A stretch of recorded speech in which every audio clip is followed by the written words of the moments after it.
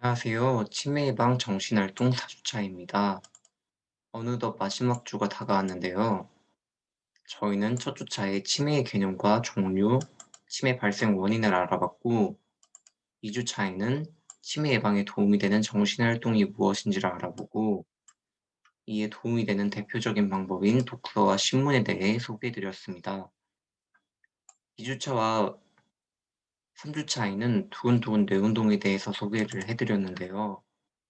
이번 주는 2, 3주차에 이어 신문 활용 치매 예방 뇌운동인 두근두근 뇌운동에 대해 소개해 드리겠습니다.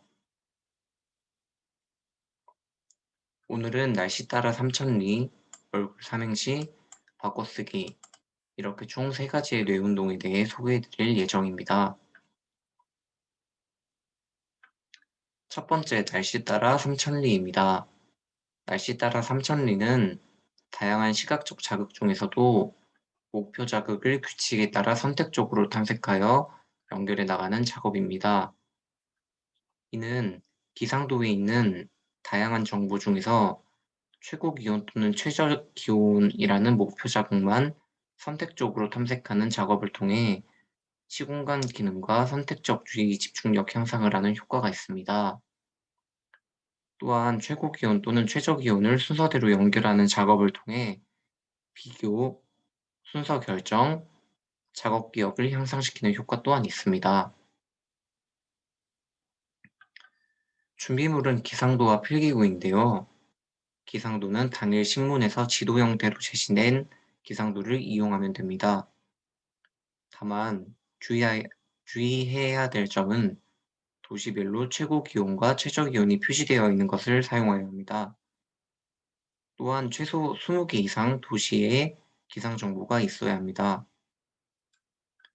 다음으로 필기구는 서로 다른 색상의 펜을 준비해야 되는데요. 이때 눈에 잘 띄면서도 분명하게 표시할 수 있는 0.7에서 1.2mm 정도 굵기의 펜을 사용하는 것이 좋습니다. 그러면 날씨 따라 삼천리를 이해하기 쉽게 소개한 영상을 잠시 보고 가겠습니다.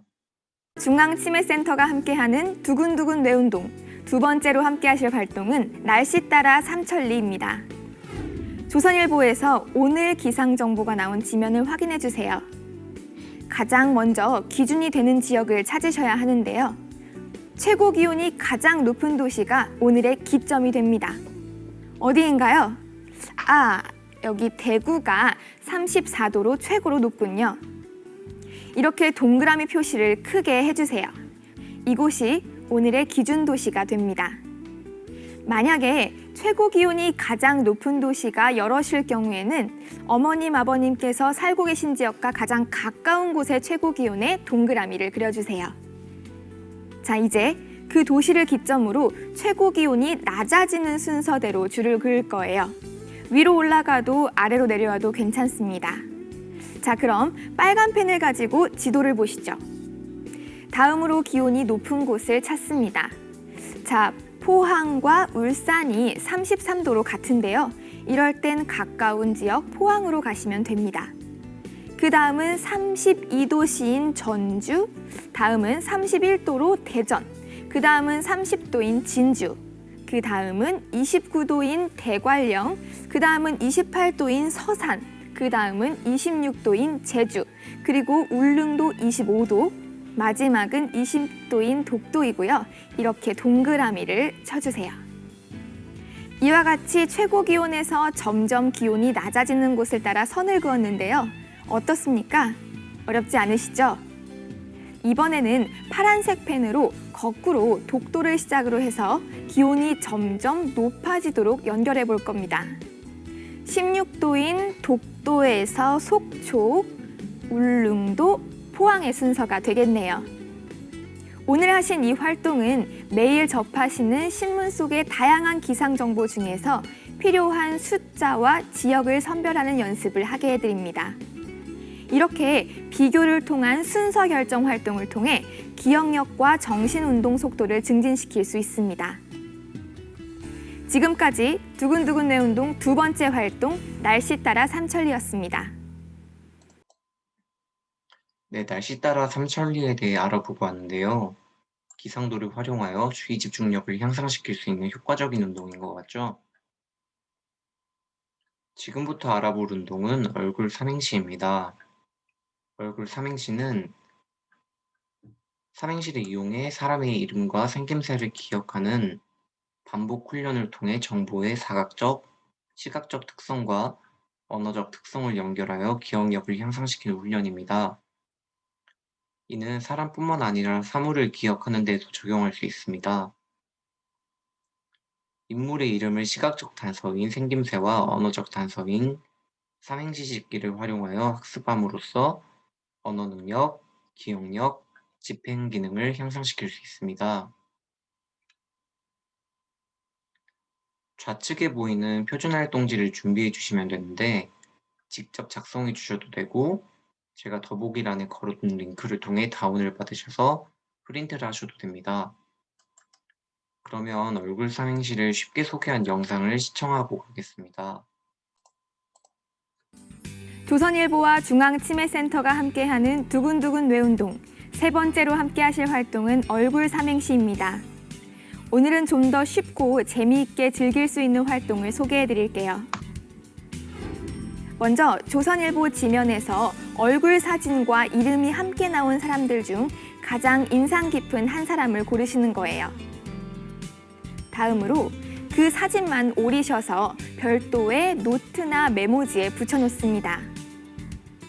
오늘 활동의 하이라이트는 바로 우리 모두 시인이 되어보는 건데요. 삼행시라고 들어보셨죠? 이렇게 세 글자를 놓고 각 음절로 시작하는 단어로 시를 지어보시는 겁니다. 길어도 짧아도 괜찮아요. 자, 먼저 이렇게 이름을 세로로 한자씩 써주세요. 김, 동, 호. 그 다음 저는 이렇게 삼행시를 지어봤습니다. 김장도 잘 도와줄 것 같은 동글동글한 인상에 호탕한 웃음을 짓고 있는 목사님. 자, 이때 중요한 건 다음에 이 시만 보고도 사진 속의 인물의 이름을 기억해내셔야 하니까요. 얼굴의 생김새나 분위기 등을 잘 나타낼 수 있도록 삼행시를 지어주시면 좋겠죠? 이렇게 직접 시를 지으며 머릿속엔 인물의 이름이 기억되셨을 거예요. 그 다음엔 내일 우리가 이 사진만 보고 이름을 기억해내야 합니다. 기억이 나지 않으실 땐 삼행시의 첫 행만 보시고 이름을 맞춰보세요.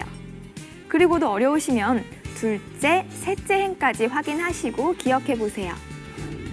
오늘 하신 이 활동은 사람의 생김새를 활용해 이름으로 삼행시를 짓고 그 이름을 기억해내야 하기 때문에 자연스럽게 새로운 정보에 대한 기억력과 언어 능력을 향상시켜 드립니다. 지금까지 두근두근 뇌운동 세 번째 활동 얼굴 삼행시였습니다.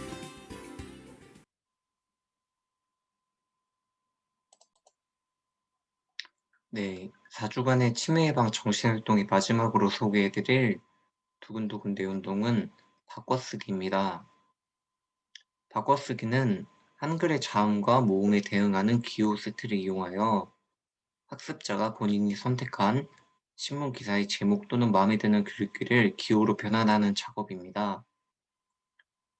선택한 글귀 속의 각 글자를 초성, 중성, 종성으로 나누어 각각의 자모에 해당하는 기호로 바꿔 쓰는 작업으로 정확성과 속도가 중요합니다. 자음과 모음을 주어진 규칙에 따라 기호로 변환하는 과제를 통해 주의 집중력, 소근육 운동 기능, 작업 기억, 정신 운동 속도를 향상시키는 효과를 지니고 있습니다. 본 운동을 하기에 앞서 우측에 보이는 표준 변환표를 준비해 주셔야 하는데요. 이 표준 변환표는 자음 30자에 대응하는 숫자와 모음 21자에 대응하는 알파벳으로 이루어진 표입니다. 표준 변환표의 자모 및 대응 기호는 15폰트 이상 크기로 제작해 가독성을 높이는 것이 중요합니다. 또한 수시로 찾아보기 쉽도록 학습자가 보기 쉬운 곳에 두기를 권장드립니다. 그러면 마지막으로 바꿔쓰기 소개 영상을 시청하겠습니다. 조선일보와 중앙치매센터가 함께하는 두근두근 뇌운동 5번째로 함께하실 활동은 암호로 바꿔쓰기입니다. 우선 자유롭게 오늘자 신문에 나온 기사의 제목이나 내용 중에서 마음에 드는 글귀를 선택해 보세요. 가급적이면 숫자나 외래어가 없는 2~3문장 정도가 적당할 것 같아요. 그 다음엔 다시 신문을 봐주세요. 이렇게 지면에 제시해드린 표준 변환표가 보이시나요? 숫자와 영어 알파벳으로 각각의 자음과 모음이 일정한 규칙에 따라 변환되어 있습니다. 규칙이 궁금하시다고요? 간단합니다. 자음의 순서에 따라 기역부터 희응까지 0, 1부터 14까지 나열이 되고 쌍자음은 15부터 19까지, 마지막으로 겹받침은 20부터 30까지로 나열되어 있습니다. 모음은 알파벳 A부터 U로 모든 변환이 가능하시고요. 참, 숫자나 외국어가 있는 경우에는 변환이 쉽도록 한글로 바꿔서 적어주셔야 해요. 예를 들면 이런 거죠. 숫자 50은 50이라고 적으시고요. 버스 BUS는 한글로 버스라고 각각 한 칸에 한 글자씩 적어주시면 됩니다. 자, 이제 한번 시작해 보시죠. 예를 들어 치매 환자 50여만 명, 15분마다 1명꼴 생겨 라는 문장을 기호로 바꿔보실게요. 먼저 치매의 치자부터 해보시죠. 치의 치읓은 숫자로 얼마인가요? 네, 1, 0, 10번입니다.